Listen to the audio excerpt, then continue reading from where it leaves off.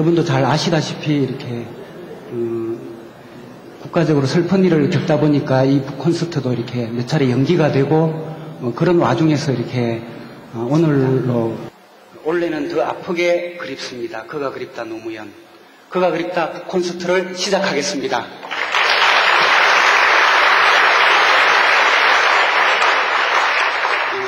그리고 원래는 이게 엄밀하게 하면 북콘서트가 돼야 되는데 콘서트는 되지 못하고 이렇게 준비된 걸 못하게 되기 때문에 동영상만 잠시 보도록 하겠습니다. 먼저 이제 작가분들을 이렇게 소개해드리기 전에 노무현 대통령 관련한 동영상을 잠시 보도록 하시겠습니다.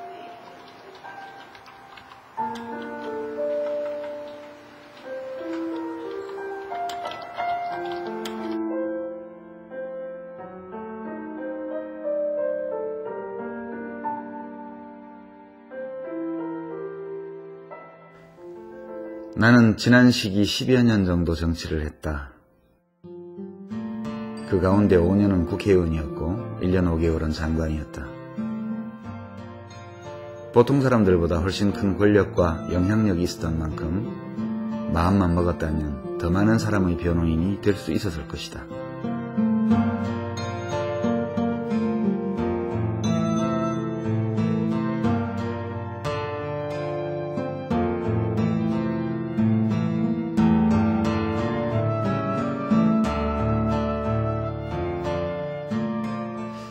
하지만 돌이켜보면 그렇게 하지 못했다는 자책이 마음을 때린다.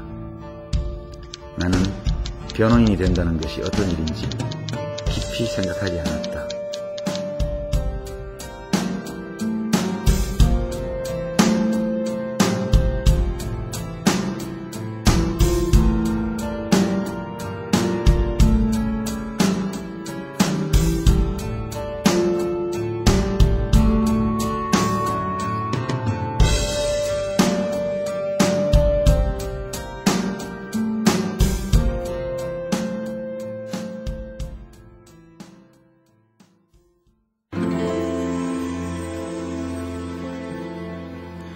그대 그리워 창을 열면 꽃바람 불어와요. 지난 밤 새벽비 다녀가고 그 흔적에 꽃잎은 졌어도 그대 고운 일 바람에 섞여 흐르는 눈물 같은 고운일.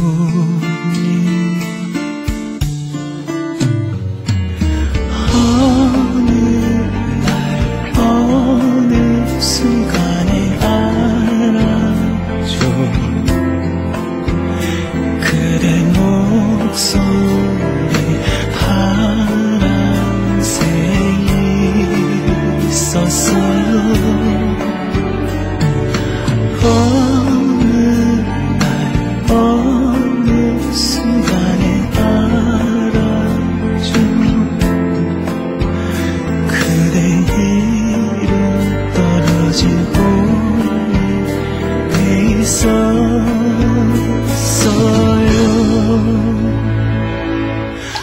5월에 창밖에는 꽃바람 불고 바람새 불어요.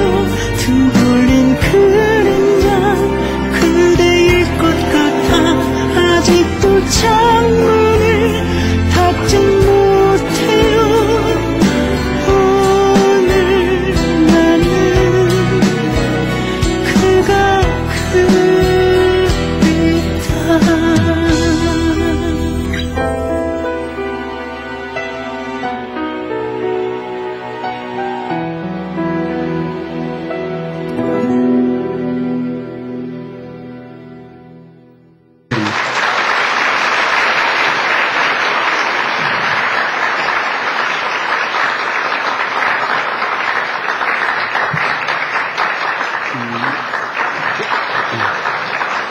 그리고 역시 베스트셀러 작가이신 유시민 선생님을 모십니다.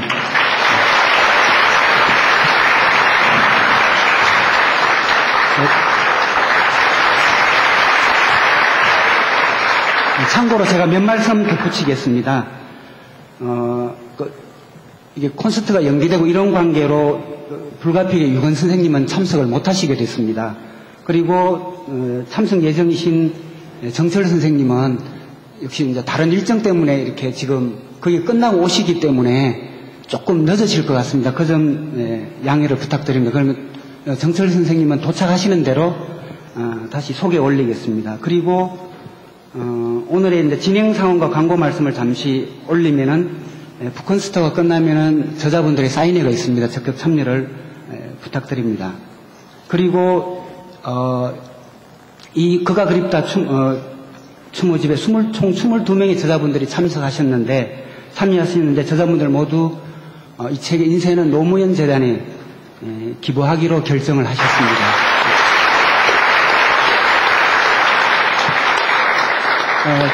네, 그래서 1차 6월 10일경 지금까지 판매된 금액 인쇄가 아마 노무현 재단에 기부될 예정입니다.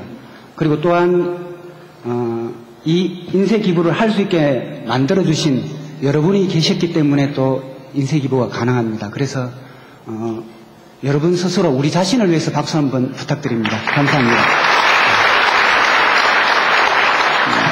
그래서 이 책이 많은 인쇄가 기부될 수 있도록 많은 홍보를 부탁드립니다. 죄송합니다. 네.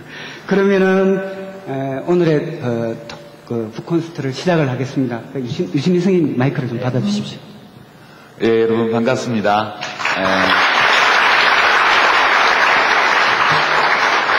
저희는 6시 전에 왔는데, 7시 전에 왔는데 아무래도 이제 퇴근하시고 오시는 분들이 7시에 딱 맞춰 오시기 어려운 것 같아서 조금 기다렸다가 들어왔습니다. 이제 북콘서트 시작하기에 앞서서 다 아시는 것처럼 이제 내일 모레가 노무현 대통령 서거 5주기이고 또 세월호 참사에 아직도 16분이 실종 상태에 있습니다.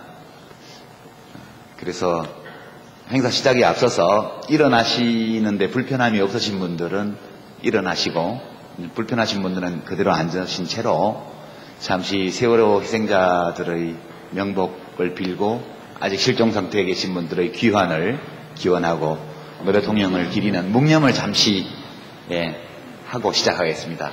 자, 모두 묵상. 바로 마음들이 오시는데 마음들이 그렇게 편하지는 않으셨죠? 이 행사도 원래 5월 9일 예정됐다가 노무현 재단의 추모 행사 5월달에 예정돼 있던 것이 다 취소되면서 4차례 계획했던 이 북콘서트도 5월달에 다 취소되었고 오늘 이제 이 한 번만 행사를 하기로 그렇게 했습니다. 이제 마음이 무거운 이유는 뭐 제가 말씀 안 드려도 노 대통령 5주기도 그렇지만 세월호에서 죽어간 사람들 그리고 그 죽음뿐만 아니라 그 사고가 나게 된 아주 근본 원인, 구조적인 원인, 제도적인 이유 이런 것과 아울러서 사고가 진행되고 있을 당시의 사람들의 행동 그리고 사고가 일어난 후에 관련된 국가기관들이 보여준 모든 것 이런 것들이 우리 모두에게 우리가 어디에 서 있느냐 하는 질문을 던져준 것 같고요. 그다음에 책임이 있다면 누구에게 무엇에 얼마만큼씩의 책임이 있으며 우리들 각자는 내 몫의 책임을 어떻게 감당해야 될까 이런 고민을 또한 우리에게 던져준 것 같습니다. 저는 그런 상상도 해봤죠. 노 대통령이 살아 계시다면 이 사건을 보면서 뭐라고 말씀하실까?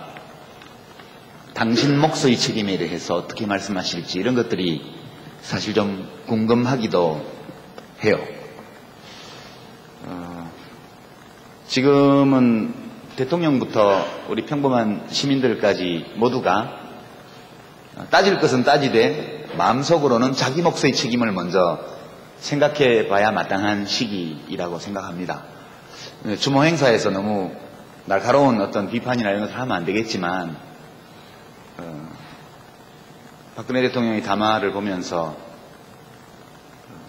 짐의 부덕함 때문이다라는 옛말을 연상시키게 하는 추상적 표현 말고 국정의 최고 책임자로서 자기 몫의 책임에 대해서 무엇인가 우리에게 말하는 것이 없었지 않나 하는 아쉬움이 굉장히 많이 남았습니다. 말씀드리다 보니까 우리 모두가 앓고 있는 우울증 증세가 나는 것 같아요. 길 가다 말고 울컥하고 밥 먹다 말고 눈물이 날려고 그러고 잠자리에 들 때 코가 막히고 이런 것들을 모두 다 체험하고 계시려고 봅니다. 오늘 이 그가 그립다 오주기 추모 산문집 발간과 관련된 이 행사를 하면서 슬픈 얘기도 나누고요, 웃긴 얘기도 나누고요. 그러나 다 끝났을 때는 잘 왔다 이렇게 바쁜 와중에 시간 많이 들여서 왔는데 질문지 미리 받은 걸 보니까 순천에서 오신 분도 계시던데요. 얼마나 먼 길을 오셨습니까? 그렇게 오신 모든 분들이 마음속에 약간의 위안 그리고 성찰, 그 희망과 용기 이런 것들을 얻어서 돌아가실 수 있는 그런 행사가 되었으면 하는 소망을 말씀드리면서 이제 시작하도록 하겠습니다. 아까 사회자가 사회 보신 분이 소개를 잠깐 하셨는데 우선 이제 저 끝에 계신 분이 동화작가 노경실 선생님이시고요. 우리 노경실 선생님은 1992년도에 한국일보 신춘문예로 등단을 하신 분이죠. 원래는 소설로 등단하셨는데 등단하신 후에는 주로 아이들과 청소년들을 위한 글을 써 오셨습니다. 최근에 나온 책에는 우리 아기 코 잘 때 엄마는 이런 제목의 동화책이 있죠. 혹시 본인 소개를 좀 덧붙이시죠? 제가 간단하게만 소개를 했습니다. 소개라고 할 건 없고요. 저는 어쨌든 그 노무현 정신이 어른들한테 갑자기 어른들에게 일깨워지는 어떤 종소리가 아니라 어린이 청소년들에게도 그때부터 전해질 수 있도록 그런 역할을 할 수 있는 좀 작가들이 많이 나오길 바랍니다. 네. 정여울 선생은 이 연배가 우리 노 선생님이나 저보다는 조금 젊으신 편인데요. 2004년도에 문학동네에서 이제 작품 발표를 하면서 등단을 하셨고 문학평론가입니다. 근데 근년에 쓰시는 글은 문학평론보다는 청소년을 위한 인문교양서 집필에 많이 주력하시는 모습이고요. 제가 좀 뒷조사를 해봤더니 독자들에게 아주 인기 있는 책이 마음의 서재라는 책이 있고요. 최근에 내가 사랑한 유럽 톱10, 이거는 대한항공하고 제휴해서 쓰신 책인데요. 이게 종합 베스트셀러 1위에 오른 것을 보고 무척 제가 기분이 좋았습니다. 나도 꼭 올라와야지 이런 결심도. 제 책은 아니지만 운명이다 가지고 제가 대신 대필해드린 책으로 우리 노무현 대통령이 1등 오르시게는 제가 해드렸습니다. 근데 제가 올라갈 일만 남았겠죠? 우리 정여울 선생님 한 말씀 하시죠? 본인에 대해서. 예, 저는 이렇게 여기 온 것만으로도 너무 기분이 좋고 초대해 주셔서 정말 감사하고요. 사실 문학평론가이긴 한데 요새 들어오는 원고 청탁은 문학평론이 하나도 없더라고요. 개점 휴업 상태고요. 저는 하고 싶은데 이제 제가 다른 사람으로 알려졌나 봐요. 그런데 사실은 문학평론을 한다는 것이 꼭 문학에 대한 해설이나 분석만 하는 것은 아니거든요. 문학 극대주의자라는 말씀을 어떤 분이 하시는데 로자 이현우 선생님이요. 그러니까 문학도 역사도 철학도 그리고 시사적인 문제에 대한 글도 다 문학이 될 수 있다고 생각하신대요. 근데 저도 그런 쪽이거든요. 그러니까 소설과 시만 문학이 아니고 우리가 살아가는 일에 대해서 어떤 순간에든 누군가 필요한 순간에 어떤 이야기의 목소리든 또 서정적인 울림의 목소리든 그렇게 말을 할 수 있는 게 문학의 일인 것 같고 그래서 계속 문학평론가라고 주장하면서 예, 요새도 계속 글을 쓰고 있습니다. 예, 불러주셔서 감사합니다. 네. 저 빈자리는 카피라이터 정철 선생을 위한 자리입니다. 이제 일정 조정이 되는 과정에서 조금 중간에 합류하실 텐데 제가 미리 안내를 드리면 2002년 대통령 선거 때도 제가 알기로는 우리 정철 선생이 노무현 후보 선거 캠페인의 카피라이터로 아주 큰 공헌을 하신 것으로 제가 알고 있고요. 최근에는 카피라이터로서의 일도 하시지만 어떤 에세이 집필을 활발하게 하고 있고요. 메모리 사용법 이런 책은 꽤 유명하고 신간으로는 인생의 목적어 저도 이 책 읽어봤는데 재밌더라고요. 예, 이따 오시면 본인 소개를 조금 더 듣도록 저는 하겠습니다. 순전히 개인적으로 화가 나는 일이 있는데요. 노무현 카피라이터, 제 앞에 붙는 수식어 중에 노무현 카피라이터라는 수식어를 좀 많이 들었고요. 최근에 와서는 이제 문재인 카피라이터라는 얘기를 듣는데, 그게 자연스럽게 연결이 되더라고요.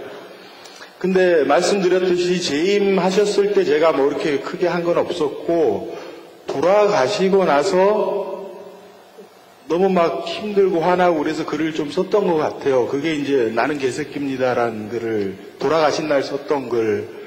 그 다음에 이제 재단 만들어지고 5월은 노무현입니다. 뭐 이런 카피, 이제 그런 것들을 제가 좀 썼거든요. 그래서 노무현 카피라이터가 하다 보니까 그런 얘기를 듣게 됐고, 이어져서 문재인 카피라이터까지 듣게 됐는데, 그 결과가 이제 요 모양이 된 거죠. 일이 안 들어와요. 광고 일이 안 들어옵니다. 그래서 책을 쓰시는구나. 대통령 살아계셨으면 밥은 먹어요 라고 이제 물어보시겠다.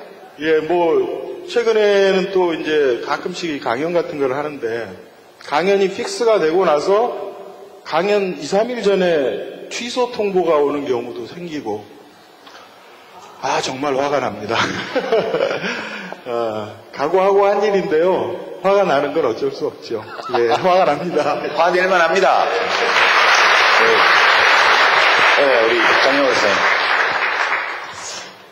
이 얘기를 하면 제가 좀 저의 무지에 대한 부끄러움이 먼저 생각이 나는데, 그러니까 두 가지 이야기인데요. 하나는 노무현 대통령님이 저를 분노하게 하신 적이 한 번 있었고, 두 번째는 이제 다른 사람들이 노무현 대통령님을 괴롭혀서 분노했던 일이 사실 많긴 한데 두 가지만 얘기해 드려야 될 것 같아요. 근데 첫 번째는 제가 정말 뭘 몰랐을 때, 지금도 잘 모르긴 하지만, 그러니까 노무현 대통령님은 저한테 최초로 이렇게 응석 부리고 싶은 대통령이었던 것 같아요. 왜냐하면 예전 대통령님들은 좀 어렵고 무섭거나 남의 얘기는 잘 안 들어주실 것 같은 그런 이미지였거든요. 그런데 노 대통령님이 딱 당선되고 나니까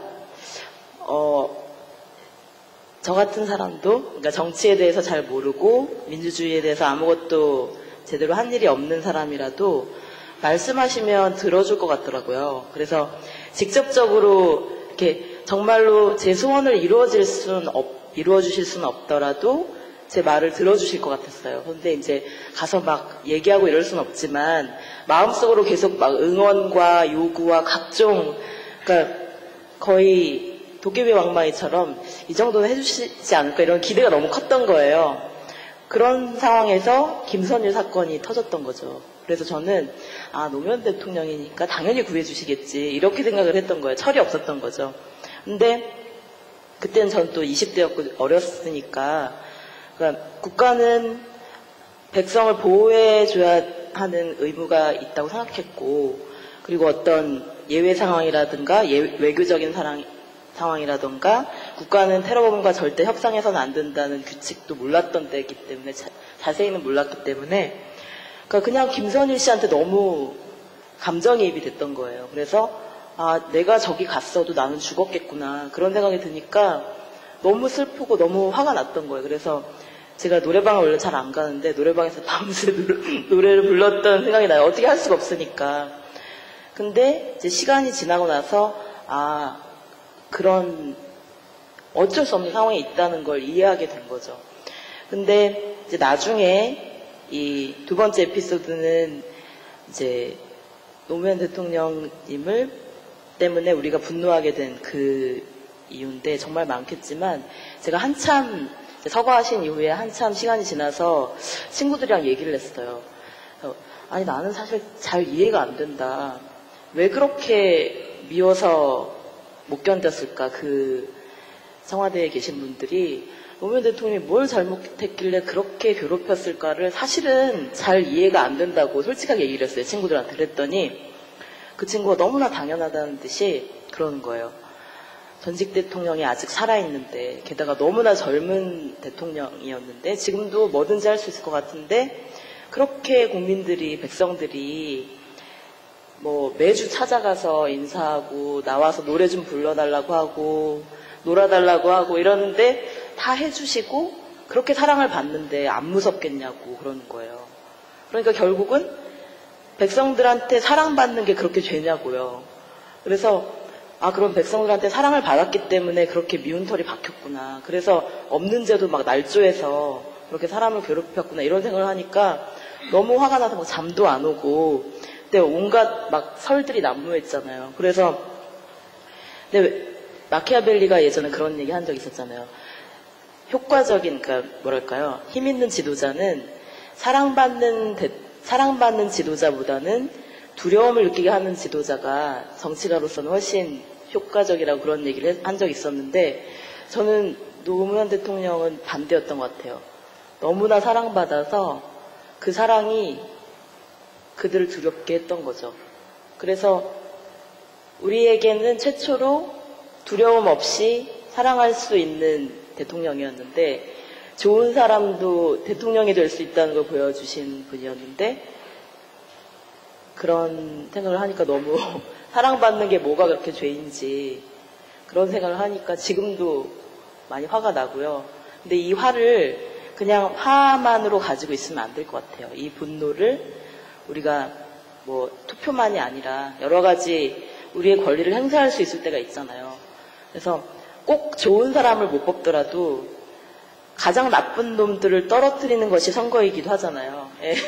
어쨌든 제일 나쁜 놈들을 떨어뜨려야 된다고 생각을 해요. 그래서 우리가 그거라도 일단은 해야 될 것 같고, 그리고 아까 유시민 선생님도 말씀하셨는데 이제 세월호 사건 때문에 정말 저도 그런 생각 많이 했거든요. 아이들을 위해서 해준 게 없구나, 제가.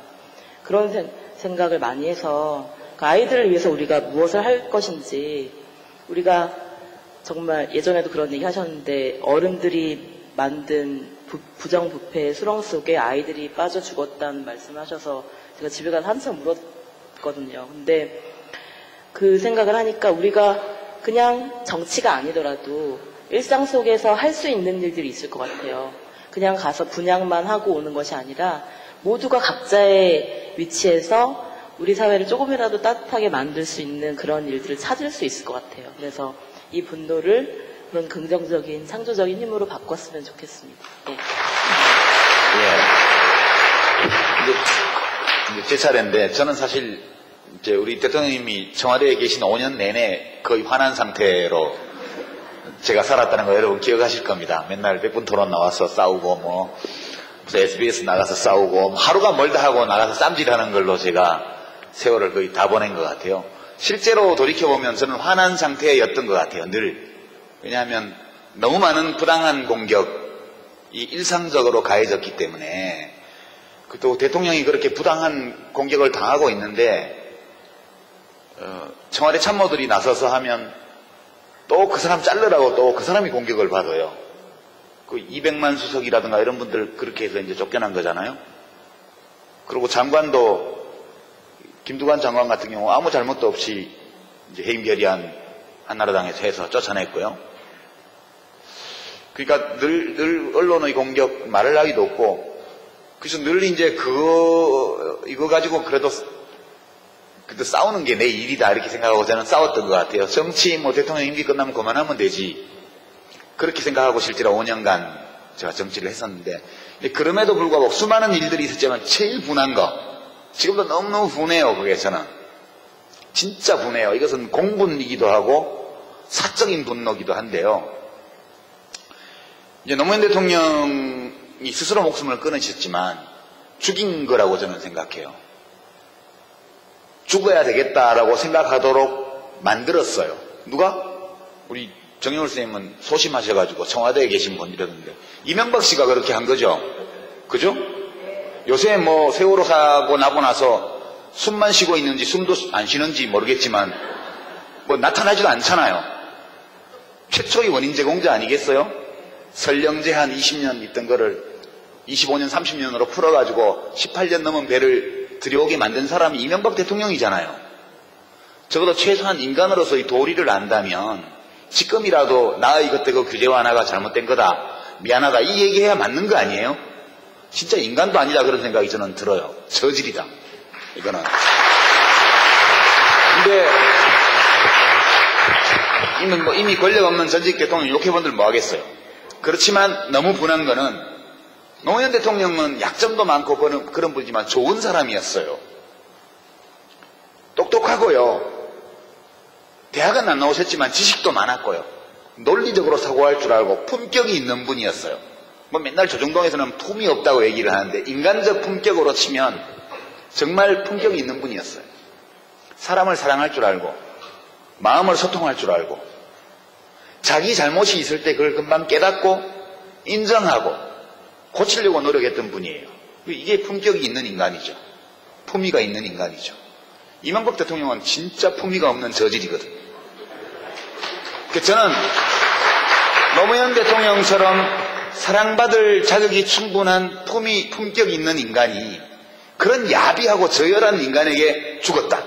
이게 진짜 분해요. 지금 생각해도 너무너무 분해요. 그리고 복수를 해야 되는데 우아하게 복수를 해야 될 텐데 그 생각을 많이 하죠.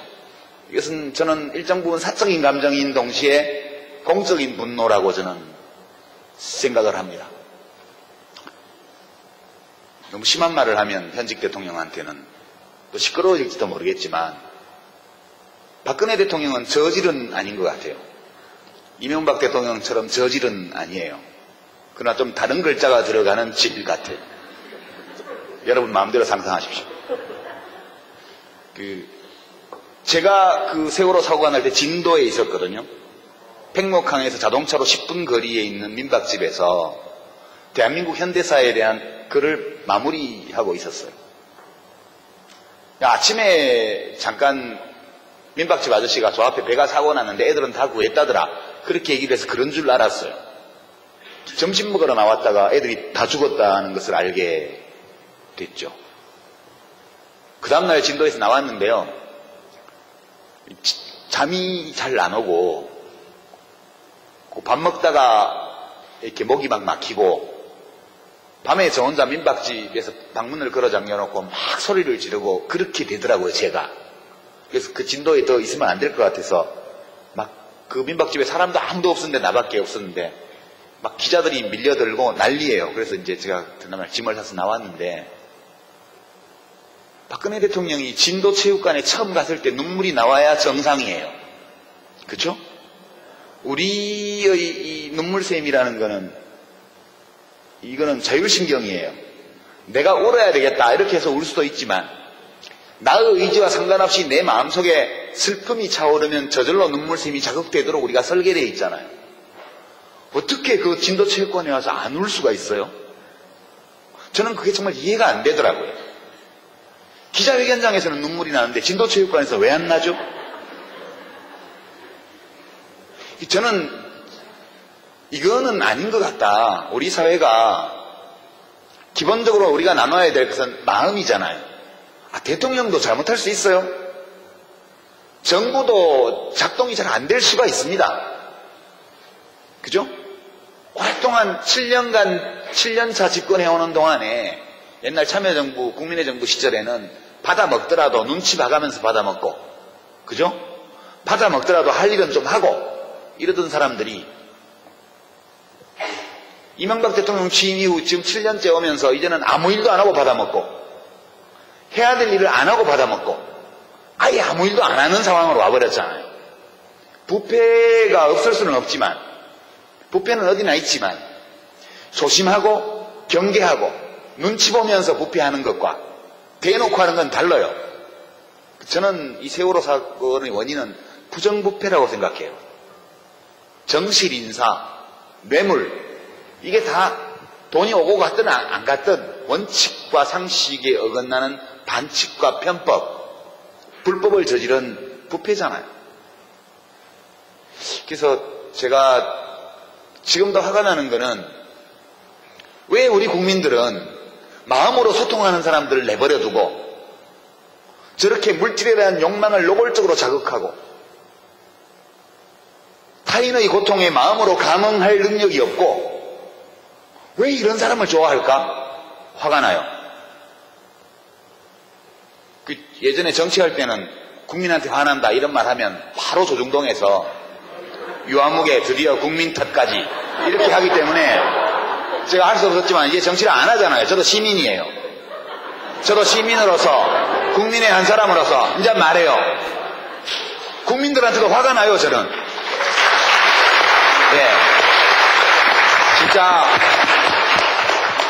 진짜 교감할 줄 아는 수준 있는 인간이 그런 저질에게 죽음을 당하고 그리고 마음으로 교류할 수 없는 사람을 뭘 보고 뽑았는지 모르지만 대통령으로 뽑고 지금도 아이고 대통령 얼굴 상한 거 봐라 얼굴 까칠하다 이러면서 나가서 꼭 1번 찍어야지 이런 분들에게 화가 나요. 저는 이제는 화낼 겁니다. 제가 정치를 다시 하면요 안 돼요. 세일즈맨은 고객이 왕이잖아요. 직업 정치는 세일즈하고 거의 비슷합니다. 무조건 수요자에게 맞춰야 돼요.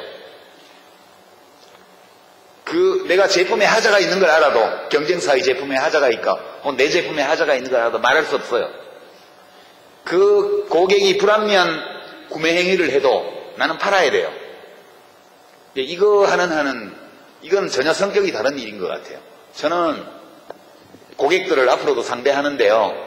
제 물건 팔려고 상대하는 게 아니고 물건 똑바로 사라고 이야기하는 그런 일을 하고 싶어요.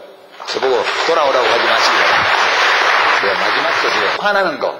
여러분들 하실 말씀 많을 것 같아요. 이번엔 두 분을 제가 맨 앞에 아까 손 들었다가 실패하신 분 드리고 혹시 한 분 더 계신가요? 저 뒤에 여자분이시죠? 저 가운데 뒤쪽 계신 분하고 두 분께 말씀 기회 드리겠습니다. 안녕하세요. 안녕들 못하실 것 같은데 저는 22살 대학생 이승우라고 합니다. 저는 사실 노무현 대통령이라고 생각을 하면 크게 세 대상에게 화가 굉장히 많이 나는 사람입니다. 첫 번째는 일단 노무현 대통령 본인께 되게 화가 나요. 왜냐면 2009년 벌써 5년 됐는데 돌아가셨잖아요. 근데 마지막에 그런 말씀하셨대요. 담배 한 대만 주라고 그렇게 돌아가셨다는데 제가 그땐 미성년자 신분이었으면 불구하고 못다 피신 담배를 다 펴야겠다. 그래서 담배를 폈습니다. 그때 핀 담배를 아직도 못 끊고 있어서 제 건강을 해치고 계신 노무현 대통령께 화가 납니다. 첫 번째는. 두 번째 화가 나는 대상은 정윤호 선생님께서는 이제 그분이라고 표현을 하셨고 유시민 선생님께서는 대놓고 이름을 말씀하셨는데 딱히 한 분이 아닐 수도 있어요. 근데 그분들에게 되게 화가 나요. 2009년 때 여기 계신 분들도 많이 계셨을 거예요. 서울광장 앞에 노제 때 계신 분들도 계실 거고 눈물 되게 많이 흘리셨을 거예요. 수십만이 넘는 사람들이 모여가지고 노란 비행기를 저기서 날리는데 눈물을 되게 엄청 많이 흘렸어요. 여러분들도 그러셨겠지만 유시민 선생님도 제가 뵀거든요. 그때. 근데 이렇게 많은 사람들이 울고 사랑하는 존재인데 이런 죽였어요. 그 사람을. 이렇게 많은 사람들의 사랑을 받는데. 그래서 저는 대놓고 욕은 못 하겠는데 어르신들도 계셔가지고 되게 적나라한 욕은 안 하겠습니다. 이런 MB랄. 네, 세 번째 화가 나는 대상들은 이것도 유시민 선생님께서 말씀해 주신 거지만 저는 국민들에게 되게 화가 납니다. 2012년 대선 때 제가 정치는 투표는 이제 최악을 피해서 차악을 선택하는 거라고 많은 분들이 말씀하시잖아요. 그래서 최악을 피했으면 좋겠어서 투표율이 올라가면은 이제 최악을 피할 수 있다고 하더라고요. 제가 원래 집이 광주입니다. 전라도 광주요. 그래서 투표 동료를 해보겠다고 피켓을 만들어가지고 전국을 돌았어요. 그리고 이제 부산 어디쯤에서는 이제 영감님들께 우산으로 뒤지게 맞기도 하고요. 이제 경북 안동쯤에서 찜닭 먹다가 피켓 보신 어르신이 화가 나셔가지고 저한테 찜닭 던지실 적이 있는데요. 찜닭으로 맞으니까 기분 되게 즐거웠습니다. 네. 근데 결과가 딱 나오고 나니까 이런 네. 이건 무슨 결과인가. 유시민 선생님께서 그거 여러분들 많이 들으시는 말일 거예요. 피를 흘려가지고 공부 독재로 냈더니 국민들은 노태우를 뽑더라. 노무현이 이제 물론 존칭은 돌아가신 거지만 노무현이 죽어가지고 이제 아이콘이 돼서 그들과 맞설 수 있는 아이콘이 되었는데 이제 힘도 있고 구심점도 있는데 이 중심 같은 국민들은 박근혜를 뽑더라. 그래서 그들에게 저는 되게 화가 났습니다. 이게 제가 느꼈던 노무현으로부터 비롯된 세 가지의 화였습니다. 네, 안녕하세요. 28살 이수경이라고 하고요. 저도 화나는 건 좀 많은데 다른 앞에 분들이 다 말씀해 주시고 앞에 패널 분들이 다 말씀해 주셔서 저는 제가 이 자리에 오게 된 이유로 설명을 드릴게요. 저는 사실 대학교 3학년 때까지 정치나 뭐 이런 거에 별 관심이 없었고 뭐 동네 시의원이 누군가 대통령이 누군가는 알았지만 뭐 총리 이런 거에도 진짜 하나도 관심이 없었는데 대학교 2학년 때 일본에 유학을 갔다가 한국으로 돌아왔는데 친구들이 다 무슨 일만 있으면은 이건 다 노무현 탓이다 이렇게 얘기를 하는 거예요. 솔직히 그게 너무 좀 충격이 되게 컸었어요. 도대체 그 노무현 대통령이라는 분이 누구시길래 애들이 이렇게 심지어 자기 시험을 망쳐도 이건 다 노무현 탓이다. 심지어 길 가다 넘어져도 이건 다 노무현 탓이다. 이렇게 말을 너무 심하게 하는 거예요. 그런 거에 너무 화가 나서 도대체 이분이 누구신가 관심을 갖게 되었고 오늘 이 자리까지 왔는데 다른 분들 너무 말씀을 잘하셔갖고 저는 좀 짧게 말하겠고요. 제가 화났던 이유? 제가 대학교 2학년 때 철 없었을 때 정치에 관심도 하나도 없고 아무것도 몰랐을 때 친구들의 그 말장난 같았던 그 한마디에 너무 화가 나서 오늘 이 자리까지 오게 되었습니다. 감사합니다. 네, 질문지들을 좀 주셨는데요. 그 중에 한 3분 정도가 거의 똑같은 질문을 주셔서 이건 해소가 됐습니다. 다시 정치 안 하시나요? 이 질문인데요. 실제로 노 대통령께서 돌아가시기 얼마 전에 제가 마지막 뵈었을 때 4월 20일인데요. 4월 19일 날, 물론 그 뒤에 이제 검찰에 가시던 날도 뵈었고 그러긴 했습니다만 4월 19일 날 이제 저를 버리셔야 됩니다. 이 글을 홈페이지에 올리신 걸 보고 제가 그 다음날 아침에 무작정 차를 타고 이제 엄청 사진이 많이 찍힌 날입니다. 그날. 그날 가서 제가 갔더니 그 시계 얘기를 하시더라고요. 그 시계가 말이야 그러시기에 대통령 저 뭐 그런 얘기 들으러 온 거 아니고요. 옛날에 즐거웠던 이야기들 좀 하려고 왔습니다. 그래서 여사님 모시고 셋이서 이제 밥 먹고 차 마시면서 옛날 얘기를 하면서 좀 한 2시간, 3시간 정도 좀 즐거운 시간을 보냈어요. 그때 경호 맡은 그 책임자분 말씀으로는 며칠 만에 처음 웃으셨다고 그러더라고요. 그래서 제가 나와서 이제 한명숙 총리하고 이해찬 총리한테 전화드려가지고 전화하면 오지 말라고 막 그러시는데 화를 내시는 오지 말라고 절대 오지 말라고 막 얼굴 끄실린다 이러시면서 이제 기자들 있고 하니까 오지 말라고 그러시는데 가니까 되게 좋아하십디다. 그러니까 시골 어르신들이 추석 때 저 못 가겠는데 그러면 그래 바쁜데 회사 일도 바쁜데 안 와도 된다 이러지만 속으로 서운하고 길도 막히는데 말하고 오려고 이렇게 얘기하지만 가면 되게 좋아하시는 거하고 똑같더라고요. 그래서 그 기억도 나고 하는데 그때 4월 20일 날 제가 갔을 때 저한테 진지하게 그렇게 말씀하셨어요. 그 전까지는 저 유아무개 정치적으로 제기를 시켜야 되니까 은평을 재선거에 나가도록 하면 어떨까 이런 얘기를 누구한테 하셨던데 그날은 진짜 이 사회를 바꾸려면 정치만 가지고는 안 되는 것 같다고. 그래서 당신은 정치하지 마라. 그러죠. 그럼 뭐 해요? 그랬더니 젊은 사람들 만나서 강연도 하고 글도 쓰고 그게 더 낫지. 정치는 누가 합니까? 했더니 정치는 정치밖에 못하는 사람들이 하면 되지. 저한테 그러셨어요. 그래서 저는 그날은 그냥 하신 말씀이 아니고 정말 진지하게 저한테 말씀을 하셨는데 그 뒤에 저는 정치를 하려고 그랬죠 또. 예. 근데 잘 안 되더라고요. 역시 대통령님 판단이 말 들을 걸 괜히 했다 제가 그 생각했고요. 그 이 세 분 질문 주신 분 중에는 해화동에 대통령님 옛날에 사시던 댁이요. 그 해화동 연립 저도 거기 몇 번 갔었는데 그 옆집에 사시던 성전자님께서 오셔서 옛날 일 이렇게 적어주시고 마음이 많이 아프셨다고 그렇게 주셨습니다. 다른 질문들은 다른 분들이 좀 답변하셔도 될 것 같은데요. 20년 후에는 교과서에서 노무현 대통령님이 어떤 평가를 받으실지 궁금합니다. 어떨까요? 뭐 예언을 해주실 분이 정철 카피께서 한 말씀 어떨까요? 여기 앞에 앉아 계신 분들 말고 몇 분이 일어나서 자기 말씀을 하셨는데요. 되게 이제 노무현을 좋아하는 사람들이 모이는 자리를 가보면은 평균 연령이 한 40대 막 중반 뭐 어떤 때는 뭐 이 정도 됩니다. 물론 여기도 이제 연세 좀 드신 분들도 오셨는데 그래서 몇 년 후에 가보면은 이제 또한 그대로 세월 가듯이 평균 연령이 올라가는 그런 느낌들을 많이 받았거든요.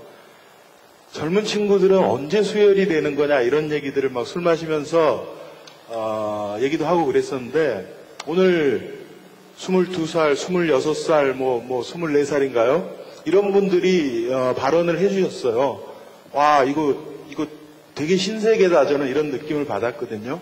그러니까 젊은 친구들이 이제 다 물론 이제 이명박, 박근혜 덕분이겠지만은 노무현 대통령을 다시 보게 되고 처음 공부하게 되고 거기에 대해서 어떤 자부심 같은 거를 자랑스러워하고 이런 사람들이 늘어나는 그런 현상을 오늘 이 자리에서도 저는 봤다고 생각을 하고요. 그렇게 되면은 20년 후에는 그 역사 교과서의 표지가 노란색이 되지 않을까 생각을 합니다. 이 다음 질문지에 대한 답은 제가 한마디만 더 붙이시죠. 저는 이제 어린 청소년 작가로서 오늘 사실은 여기에 많은 청소년들이 좀 왔으면 생각을 했습니다. 그 이스라엘의 디아스포라의 역사를 거치면서 땅도 없이 흩어져 살 때 그들은 끊임없이 할아버지가 아들에게 동생에게 전해줬을 역사를 그 전달자의 그 역할이 없었으면 지금 이스라엘도 없었죠. 근데 우리는 그 역할이 좀 약합니다. 그냥 여기서도 소수의 끼리끼리 모이는 경우가 있는데 끊임없이 우리는 계속 전달해주는 그 역할들을 여러분이 맡으셨고 다음에 또 이런 기회가 있다면 좀 20대도 좋지만 그 아래 동생 데리고 오세요. 그러니까 이게 그런 좀 전달하는 청소년들이 좀 많이 우리 역사를 알고 살았으면 좋겠습니다. 그럴 때 20년의 교과서는 우리가 굳이 노력 안 해도 정의가 평화, 공의가 실려 있을 거라 생각합니다. 예. 다음 질문은 표현이 약간 모호하게 돼 있긴 합니다만 많은 분들이 이 고민을 하실 것 같아요. 질문하신 분 성함은 안 적혀 있는데요. 그대로 읽으면 악한 자에게 맞서기 위해서는 어떻게 해야 하는 건가요? 더 큰 힘, 괄로 열고 악, 괄로 닫고 이 되어 이겨야 하나요? 아님 저항하다 밟히고 좌절하면서도 소신을 지키는 것이 옳은 건가요? 참 답하기 어려운 철학적인 질문인데요. 이게 아마 아주 젊은 분이 주신 질문 같아요. 그래서 청년을 위한 인문학을 많이 집필하시는 정여울 선생님께서 답변을 좀. 제가 하면 선생님도 해주실 거죠? 예. 이 질문이 사실 저도 항상 고민하는 문제거든요.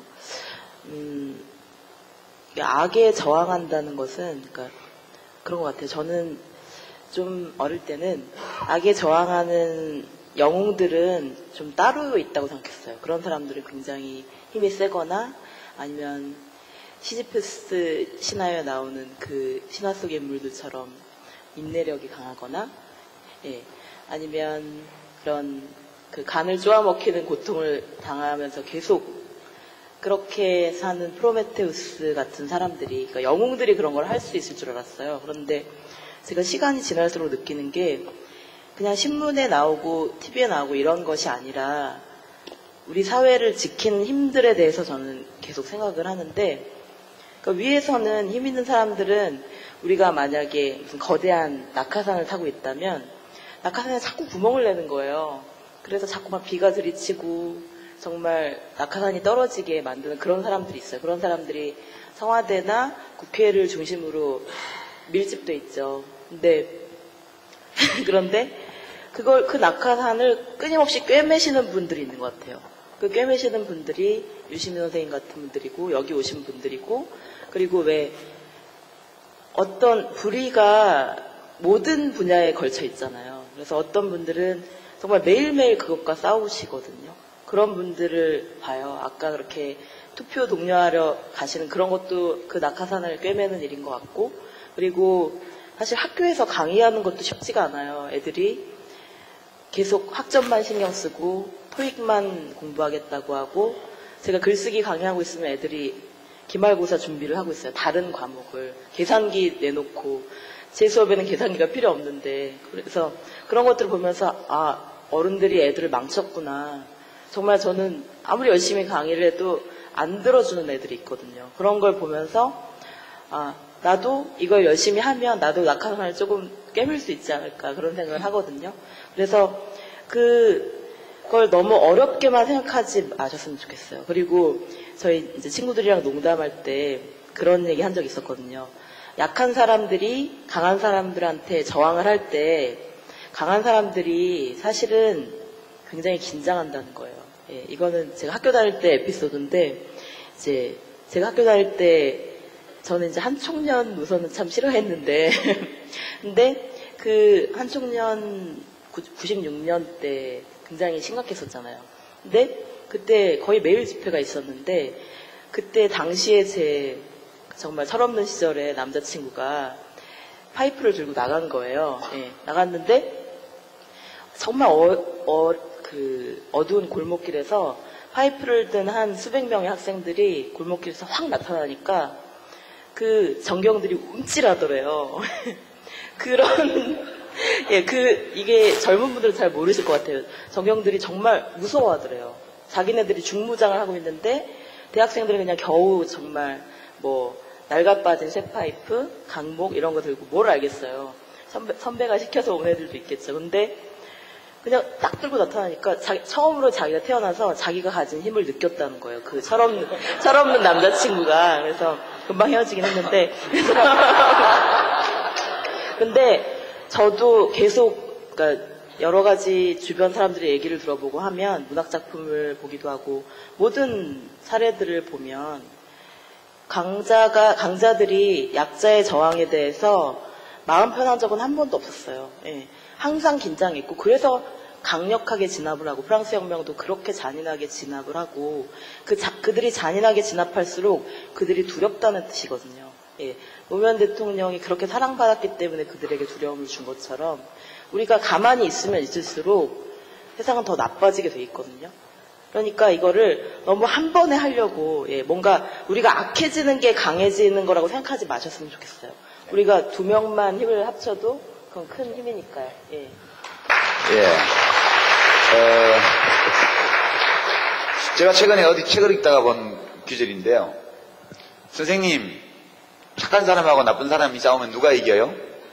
그렇게 질문을 하니까 답이 힘센 놈이 이기지. 예, 착한 놈하고 나쁜 놈하고 싸우면 누가 이기냐? 힘센 놈이 이겨요.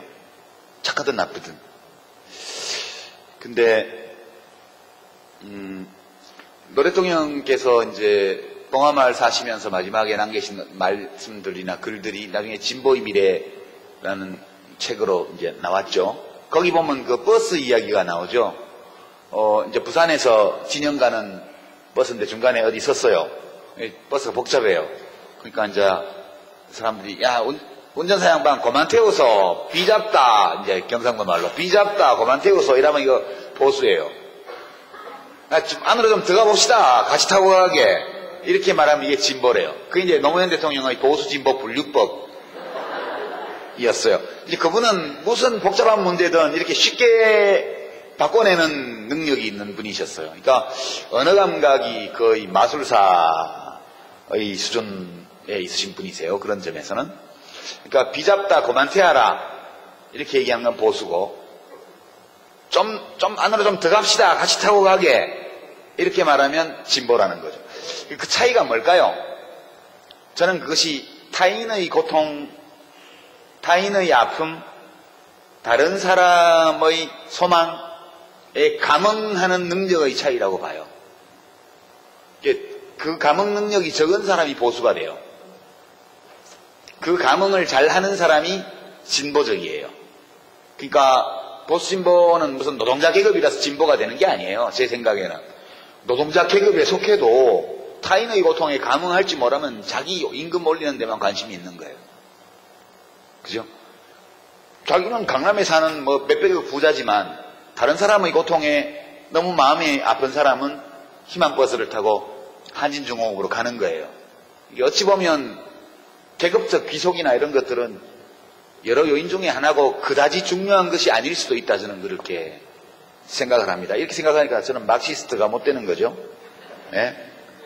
막스가 18살 때 쓴 글을 보면 저는 되게 좋아하는 문장인데, 그때는 뭐 작가도 뭣도 아니었던 거예요. 사회주의자도 아니었던 거죠. 근데 그런 문장을 썼대요. 이 세상에 모든 사람들 중에서 행복하지 않은 사람이 한 사람이라도 있다면 나는 그런 세상에 살고 싶지 않다고. 마르크스는 그런 감흥 능력이 아주 굉장히 컸던 사람이죠. 제가 세월호 사고가 나고 나서 뭐 국민 미개 국민 뭐 이런 얘기 돌고, 뭐 대통령이 죽였냐, 뭐 왜 대통령 보고 그냐, 뭐 유족이 무슨 벼슬이냐, 이런 말들이 주로 새누리당 주변에서 많이 나오는 건 아시죠? 예. 그러니까 저게 뭐냐 이래서 이제 어떤 분이 평하기를 이 싸움은 진보와 보수의 싸움이 아니고 인간 대 짐승의 싸움이다, 그렇게 얘기하는 걸 제가 어디서 봤는데요. 짐승은 좀 과장된 거죠. 그러니까 이제 정확하게 표현하면 타인의 고통에 감응할 줄 아는 인간과 타인의 고통에 감응하는 능력이 극히 약하거나 그런 능력이 없는, 전문 용어로 따옴표 치고 사이코패스 혹은 소시오패스와의 싸움이라는 거예요. 그러니까 이 타인의 고통에 감응하는 능력이 전적으로 결여되고 공격적 성향이 있으면 이 연쇄살인범이 되잖아요. 그런 분들 중에서 나오잖아요, 연쇄살인범이. 그러니까 저는 그렇게 생각해요. 지금 이 질문 주신 분이 무엇 때문에 고민하시는지 알겠는데, 사회를 바꾸는 힘은 악해져서 나오는 게 아니에요. 악하면 사회를 못 바꿔요. 그리고 악해져야 힘을 키울 수 있는 것도 아니라고 봐요. 진짜 큰 힘, 우리 대한민국을 이만큼의 민주주의라도 이루어지는 나라로 만든 힘이라는 것은 그 자체로서는 작지만, 약하지만 선한 마음들이 수백만 수천만이 모여서 이 변화를 만들어낸 거기 때문에요. 우리는 착한 가운데 힘이 세져야 된다, 저는 그렇게 생각을 합니다. 질문지 중에 하나만 더 하고 이제 여러분들 혹시 하실 말씀 있는 분들 드리고 맺도록 하겠습니다. 이 순천서 오신 분이 주신 질문이라서 제가 답을 안 해드리면 차비가 안 빠질 것 같아서 저보고 이제 조지 오웰 아시죠? 본인과 조지 오웰을 비교할 때 공통점이 뭐라고 생각하시는지요? 예, 진짜 날카롭게 보셨는데요. 저는 조지 오웰의 글을 읽으면 굉장히 감정이입이 잘 돼요. 특히 유명한 글보다 이제 위근부두 가는 길 같은 책에 묶여 있는 르포 이런 것들을 보면 제가 꼭 조지 오웰 된 것 같은 그런 느낌이 들어요. 뭐 조지 오웰을 잘 알지는 못하지만 이런 글을 글을 이렇게 써봐야 되겠다 그런 느낌을 평소에 제가 갖고 있다 이런 말씀 드리면서 여러분도 읽기 쉬운 글은 아니지만 르뽀들은 그래도 읽을만 하거든요. 예, 여러분도 기회 되시면 소설 말고 이 오웰이 쓴 르뽀 같은 거를 한번 읽어보시면 교양 향상에 큰 도움이 되실 것이다 그렇게 말씀을 드립니다. 이제 혹시 이제 마무리 인사 이렇게 조금씩 드릴 테니까요. 여기 온 김에 이 말은 하고 가야 되겠다 이런 분 두세 분만 제가 한 분 또 계신가요? 두 분만 드리겠습니다. 간단한 자기소개와 더불어 뭐든 말씀 주십시오. 예, 저는 40대 후반입니다. 일어서서 말씀하시면 다른 분들이 더 잘 보실 것 같아요. 40대 후반이고요. 지금은 슬픔의 도시가 되어버린 안산에 살고 있습니다. 대통령께서 살아계셨다면 설사 그분이 책을 쓰시지 않으셨다 할지라도 그분을 좋아하는 많은 분들이 책을 쓰셨을 때 아마도 이 자리에 나와서 질문을 받으실 수도 있는 분이라고 저는 생각을 합니다. 그 장관님께 제가 노무현 대통령이 살아계시다면 그분께 드리고 싶은 질문을 대신해서 장관님께 드리겠습니다. 호칭 별로 안 좋으시죠? 부르는 사람 마음입니다.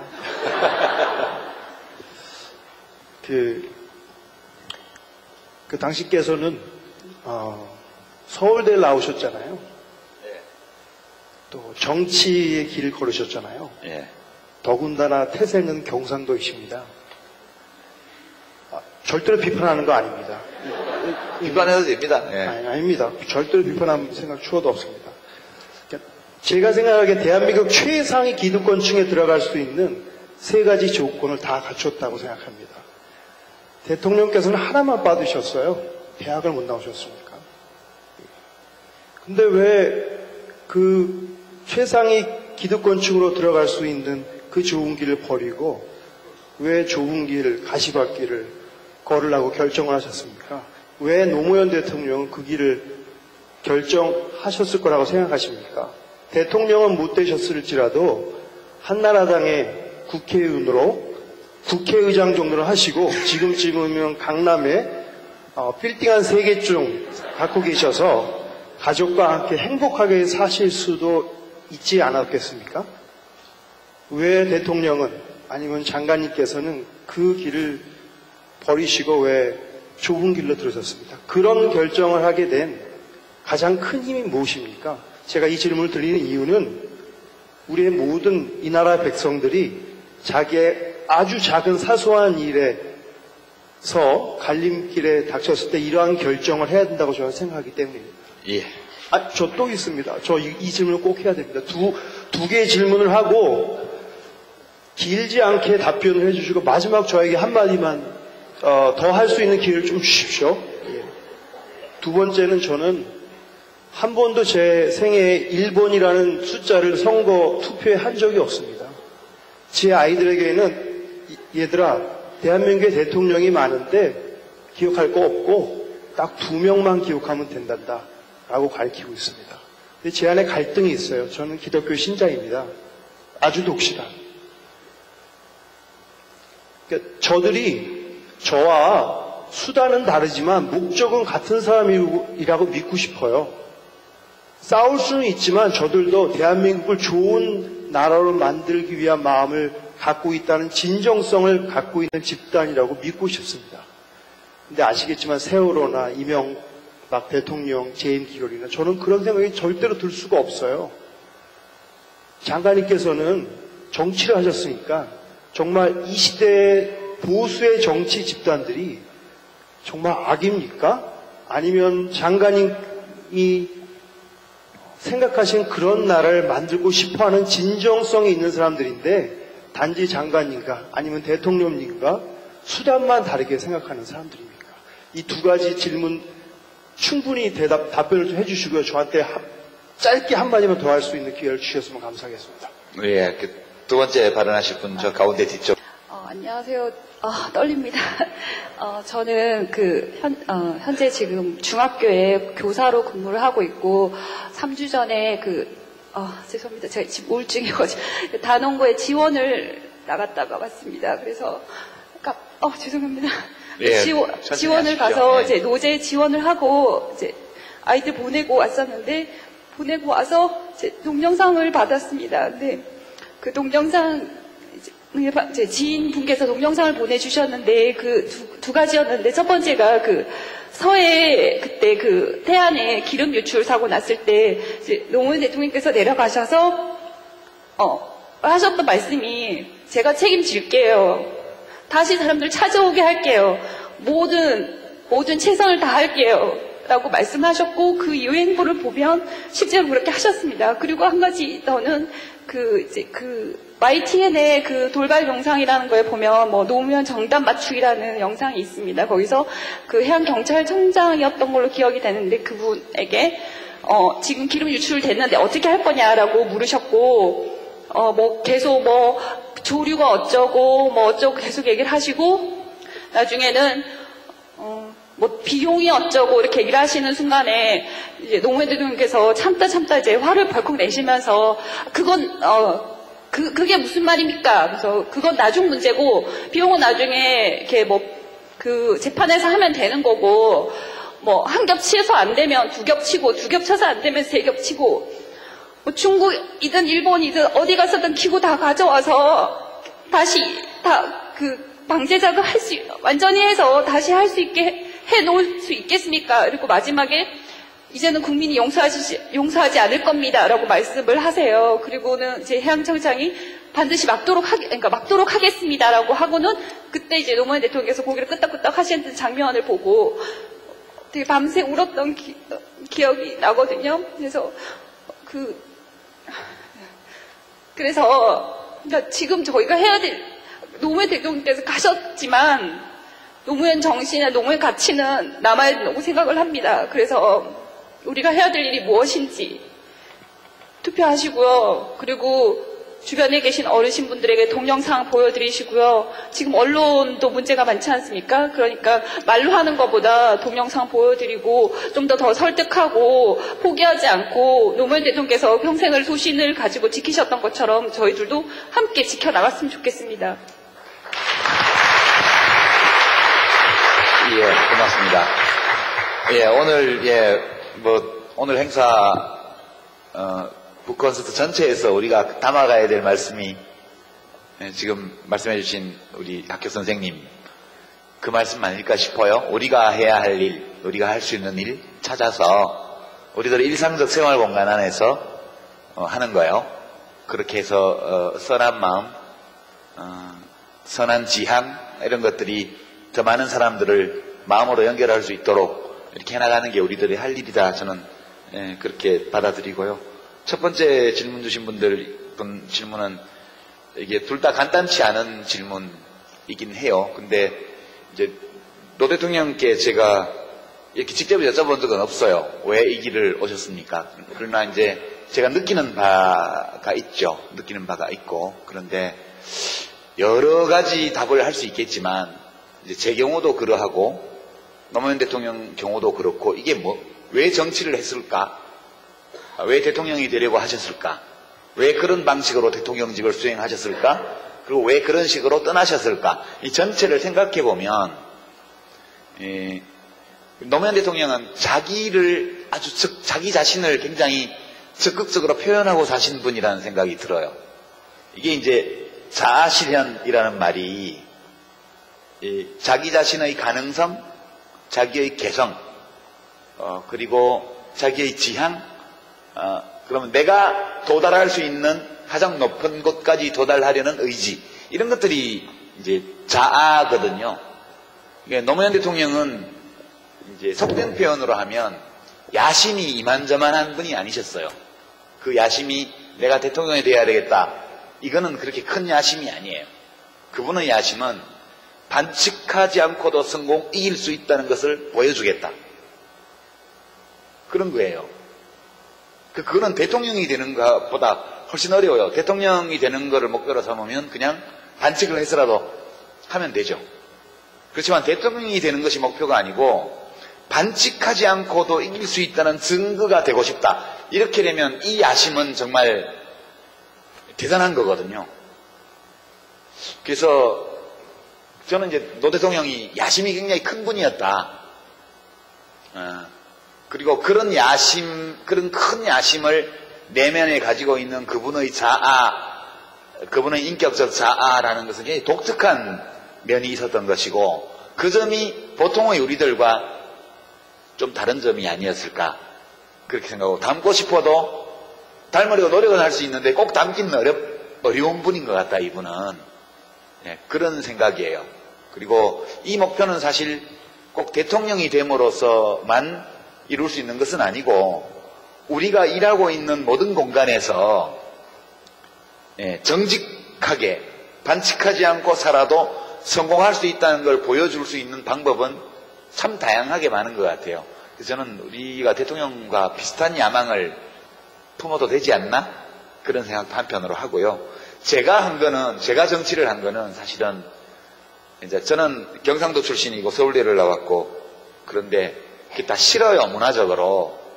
옛날에 프랑스 대혁명기 미국 독립전쟁 때 라파에트라는 프랑스 귀족이 있었는데, 그 사람은 미국까지 배 타고 건너와가지고 독립전쟁 하는데 미국 편을 들고 그랬죠. 근데 라파에트가 왜 미국 독립전쟁에 가담했을까? 이제 이거에 대해서 여러 가지 분석이 있는데, 어떤 학자가 분석하기로는 그 당시 유행하던 춤을 출 줄 몰라서, 그러니까 귀부인들이 살롱에 왔다 갔다 하면서 노는 게 체질에 안 맞아서 이제 전쟁터로 갔다는 거죠. 그런 면이 좀 있는 것 같아요. 저는 사실 너무 화가 나서 그때 정치를 했고요. 솔직히 노무현 후보 시절에 그렇게 사람들이 가볍게 여기고 업신여기고 이렇게 하는 걸 보면서 진짜 분통이 터져가지고 했고요. 저는 그분을 꽤 오랫동안 알아왔지만, 제가 서울대를 비롯한 이른바 명문대 운동권에서 직접 겪어보았던 그 어떤 분들보다 뛰어난 분이셨어요. 저는 능력 있는 사람을 좋아해요. 제가 사실 특성이 똑똑한 사람 좋아하고요, 능력이 있는 사람을 좋아하고, 의지가 강한 사람 좋아하고, 걸출한 어떤 사람을 흠모하는 경향이 저한테 있어요.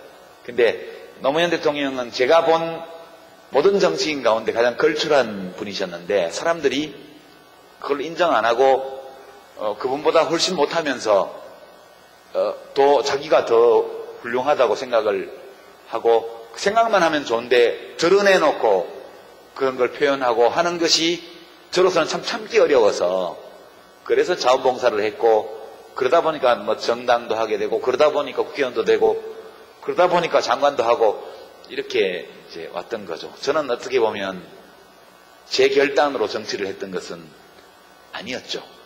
그런 거고, 그렇습니다. 그리고 저는 노 대통령님보다 글을 잘 쓰거든요. 정치는 잘 못하지만. 그렇게 말씀드리고, 그러니까 노무현 대통령의 모든 삶과 죽음은 그 노무현이라는 자연인의 자기 표현이었다. 저는 그렇게 생각합니다. 그 다음에 두 번째, 이제 소위 새누리당 보수 세력, 현재 집권 세력, 이분들도 진짜 애국심이 있냐? 그죠? 진짜 나라를 위해서 일하려고 하냐? 그냥 말만 그렇게 하고 실제로는 자기 이익만 누리려고 하나? 덕담을 해줄 수 있으면 좋겠는데요. 그분들도 그런 좋은 의도를 갖고 있어, 이렇게 말씀해드릴 수 있으면 참 좋겠는데, 제가 겪어본 바로는 도저히 양심상 그렇게 말 못하겠습니다. 옛날 정치할 때 같으면 그렇게 말할 거예요. 저도 점수를 따야 되기 때문에. 근데 솔직히 제가 국회 안에서 안팎에서 겪어본 걸로는 악한 점이 있어요. 악한 점이. 근데 이 악한 점이 원래부터 타고난 어떤 사악함을 내면에 갖고 있다기보다는 그냥 생각이 없는 거예요. 이게 한나 아렌트가 이야기한 악의 평범성 또는 비속성이라는 건데요. 세월호 희생자의 유가족 입장에 서보지 않기 때문에 미개국민 발언이 나오는 거거든요. 그러니까 악의 평범성이라는 것은 그 바날러티라고 영어로 쓰는 그게 우리는 평범성으로 해석을 하는데, 제 판단에는 비속성이라고 말하는 게 더 표현하는 게 맞는 것 같아요. 그러니까 내가 저 사람 입장에서 생각을 안 해보는 거예요. 그게 한나 아렌트가 예루살렘의 아이히만이라고 하는 책에 쓴 개념인데요. 그 사람이 나치의 학살 명령을 그대로 집행한 책임자, 수용소 책임자인데 뭐라고 주장했냐면 나는 그냥 국가의 명령에 따라서 애국심에서 지시대로 나의 직분에 따라서 내가 할 일을 했다. 그렇게만 주장하죠. 그건 정직한 태도고 그럴 수도 있어요. 그러나 역지사지를 전혀 안 해본 거죠. 그러니까 이 생각 없음을 한나 아렌트는 악이라고 그랬거든요. 제가 이제 새누리당이나 최근 이 세월호 사태를 둘러싸고 온갖 이해할 수 없는 말들을 내뱉는 사람들을 볼 때 그분들이 마음속에서 어떤 절대 악을 갖고 있기 때문이 아니고 이 생각 없음이라는 이 악의 비속성, 이 무엇인지를 제일 잘 보여주고 있다고 저는 보는 거예요. 생각하지 않으면 악에 빠지게 돼요. 생각하지 않으면 악에 물들게 돼요. 생각이 없으면 악을 저지르게 돼요. 악에 가담하게 돼요. 악이라는 것은 특별한 무엇으로 존재한다기보다는 우리들 각자의 내면에도 일정 부분 있을 수밖에 없는 어떤 요소다. 저는 그렇게 생각합니다. 진짜 생각이 없어요. 제가 볼 때는. 예. 제가 마지막으로 짧게 한 말씀 꼭 드리고 싶다고 말씀하시고 이제 맺도록 하겠습니다. 네. 그 노무현 대통령 돌아가실 때 진짜 엄청 울었습니다. 그때 흘린 눈물보다 한 방울 정도 덜 눈물을 흘렸던 때가 있었어요. 그때가 당신께서 정계 은퇴를 예.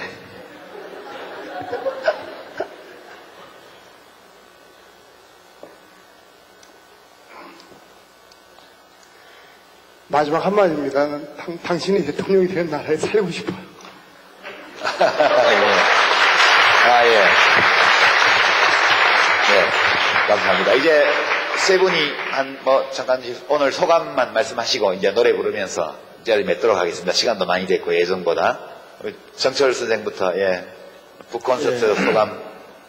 늦게 와서 이렇게 분위기 파악도 못하고 앉아서 몇 마디 했는데요.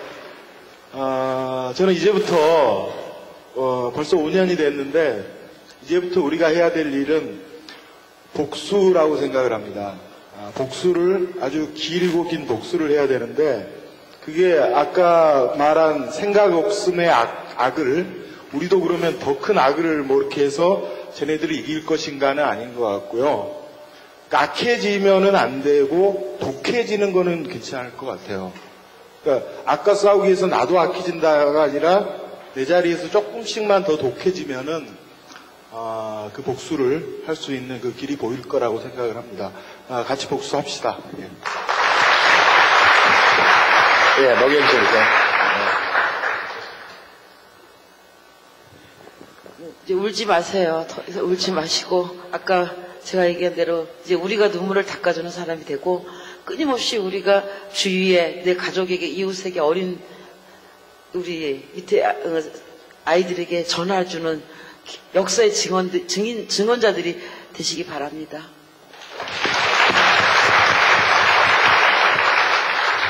네, 저는 얘기 다 한 것 같은데 여러분들의 얘기를 들을 수 있어서 더 좋았던 시간인 것 같아요. 그래서 정말 사실 울고 싶어서 오신 분들이 되게 많은 것 같아요. 근데 마음껏 우셔도 되니까 좀 더 우시고 가는 길에도 우시고 또 우리의 울보 대통령 노무현 대통령을 기억하면서 많이 우시고 그 눈물의 힘을 더 멋진 일에 쓰셨으면 좋겠습니다. 감사합니다. 세 분 수고하셨습니다.